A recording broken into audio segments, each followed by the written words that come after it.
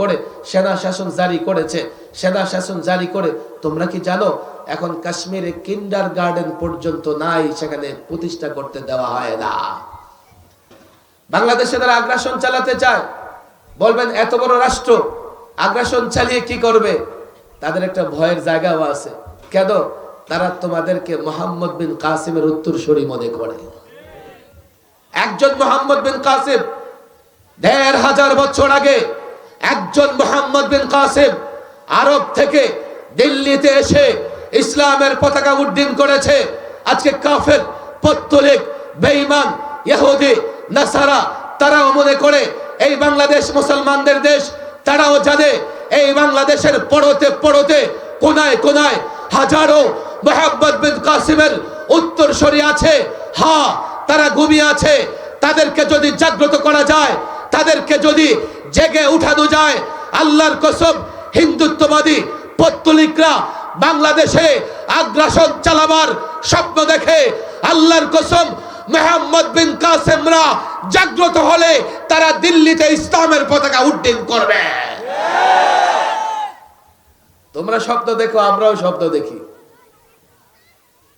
তারা বলে কি ভারত শেষ করবেন? তাদের সাংবাদিকদের প্রশ্ন, ভারত শেষ করবেন না হিন্দু শেষ করবেন? আমরা বলি হিন্দু শেষ করলে তো মোগল ৪০০ বৎসরের আমলে দৈনিক একটা করে হিন্দু শেষ করলে এই ভারত উপমহাদেশে হিন্দু খুঁজে পাওয়া যেত না। আমরা হিন্দু কোনে শেষ করব? আমরা তাদেরকে দাওয়াত দিব, তাদের সামনে ইসলাম পেশ করব। ভারত কেন শেষ করবো? ভারত তো আমাদের। এই ভারতকে স্বাধীন করেছে মুসলমানরা। ভারতের বিরুদ্ধে কেন অবস্থান হবে মুসলমানদের? কারা শেষ হবে? এই ভারতে উগ্র হিন্দুত্ববাদীরা, নাস্তিক্যবাদীরা এই ভারতে থাকতে পারবে না। থাকলে নতজানু হয়ে থাকতে হবে। আমরা তো সেই শব্দ দেখি, আর তোমরা ভারতে আগ্রাসনের শব্দ দেখো। সব মিলিয়ে ষড়যন্ত্র হচ্ছে দেশের বিরুদ্ধে। সজাগ থাকবো তো ইনশাআল্লাহ। কেমনে সজাগ থাকবো? নিজ দলের নেতাদের পক্ষে স্লোগান দিলে সজাগ থাকা যাবে? বলুন দলের নেতার বিরুদ্ধে দিব। তোমার দল, তোমার রাজনীতি, আমি সেই কথা বলি না। তুমি তোমার দলের নেতা, দলের নেতৃত্বে দেশকে হেফাজত করতে পারবে না। বলবো কেন? বাংলাদেশের দুইটা শক্তি আছে, একটা হচ্ছে বস্তুবাদী শক্তি আর একটা হচ্ছে ঈমানবাদী শক্তি।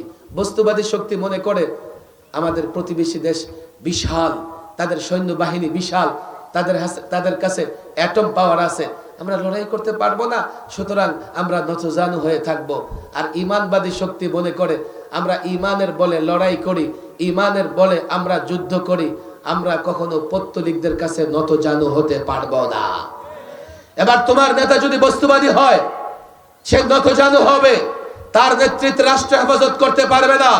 আল্লাহর কসম করে বলি, ওলামায়ে কেরাম ঈমানবাদী, তারা মনে করে যতক্ষণ যুবকের ভেতরে ঈমান আছে, এক একটা যুবক অ্যাটম বোমার চাইতে শক্তিশালী। আল্লাহর কসম করে বলি, তোমার নেতা, তোমার দল, তোমার নেতা, তোমার দল নতজানু হতে পারে। আমরা মনে করি দেশ পেয়েছি ইসলামের জন্য, দেশ আক্রান্ত হলে ইসলাম আক্রান্ত হবে, দেশ আক্রান্ত হলে মসজিদ আক্রান্ত হবে, দেশ আক্রান্ত হলে মাদ্রাসা আক্রান্ত হবে, তোমার ইজ্জত আক্রান্ত হবে, তোমার বোনের ইজ্জত আক্রান্ত হবে।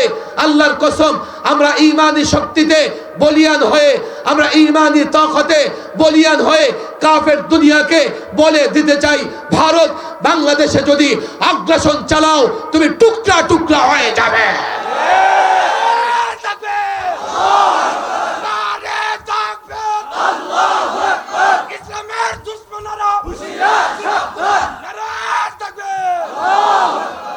ঈমানি শক্তিতে বলিয়ান হব তো ইনশাআল্লাহ? না বস্তুবাদী নেতাদের পেছনে দৌড়াবো, যারা নিজের দেশের চাইতেও বেগমপাড়া মালয়েশিয়াকে বেশি মহব্বত করে? কথা ঠিক না বেঠিক? যারা দেশে অর্থ রাখার চাইতেও পাচার করাকে বেশি মহব্বত করে। গত 16 বছরে 22 লক্ষ কোটি টাকা পাচার হয়েছে। এই পরিমাণ টাকা পাচার হয়েছে, এই বাংলাদেশ থেকে 5 বছর চালানো যাইত। সেই নেতাদের দিয়া দেশ রক্ষা হবে না। এই জন্য ওলামাদের নেতৃত্বে ঐক্যবদ্ধ থাকবো তো ইনশাআল্লাহ? হাত তুলে ওয়াদা করেন, হাত তুলে ওয়াদা করেন। ওলামাদের নেতৃত্বে ঐক্যবদ্ধ থাকবো তো ইনশাআল্লাহ? এ ফুলপুর বালিয়া গিয়াসউদ্দিন বালিয়া, হযরত গিয়াসউদ্দিন বালিয়া মরহুম আল্লামা মুফতি আমিন রাহিমাহুল্লাহর সঙ্গে কাঁধে কাঁধ মিলিয়ে এদেশে কোরআনী শাসন প্রতিষ্ঠার কাজ করেছেন এখনকার ওলামা, ছাত্র জনতা, আপনারা কি ওয়াদা করবেন আমরা যদি আবার কোরআনী শাসন প্রতিষ্ঠার জন্য কাজ করি আমাদের সঙ্গে থাকবেন তো ইনশাআল্লাহ? আমরা ডাকলে যাবেন তো ইনশাআল্লাহ?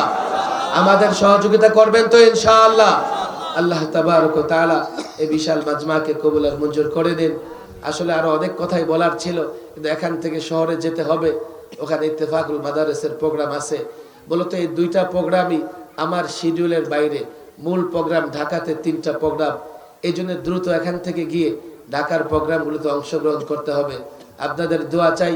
আবারও বলি, ফুলপুরের আলেম ওলামা আল্লামা মুফতি আমিন রহিমাউল্লাহ এই অঞ্চলে অনেক কাজ করেছেন।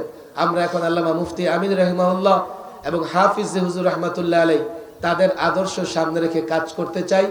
আপনাদের সহযোগিতা চাই, আপনাদের দোয়া চাই। আল্লাহ তাবারক ওয়া তাআলা যেন এই আকাবের আসলাফদের পথ ধরে আমাদের কাজ করার তৌফিক দান করেন। ওয়া মা তাওফীকি ইল্লা বিল্লাহ ওয়া মা আলাইনা ইল্লা